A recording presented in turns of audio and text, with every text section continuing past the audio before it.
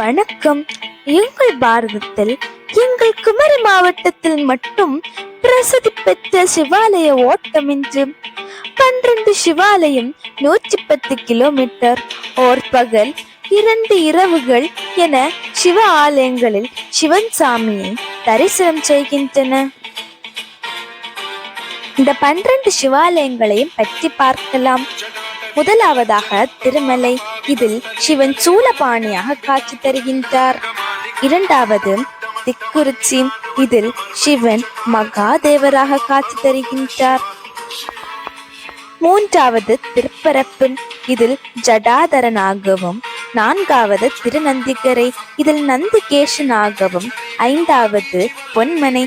இதில் திண்டிலேசராகவும். ஆறாவது பன்னிபாகம். இதில் கிராந்தமூர்த்தியாகவும். ஏழாவது கல்குளம். இதில் நீலகண்டனாகவும்.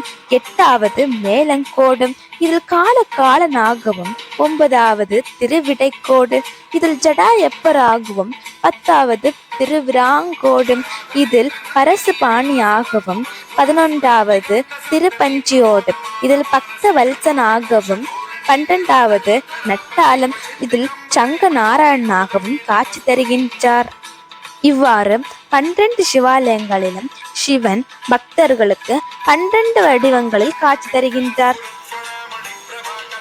அனைவருக்கும் இனிய சிவராத்திரி நல்வாழ்த்துக்கள்.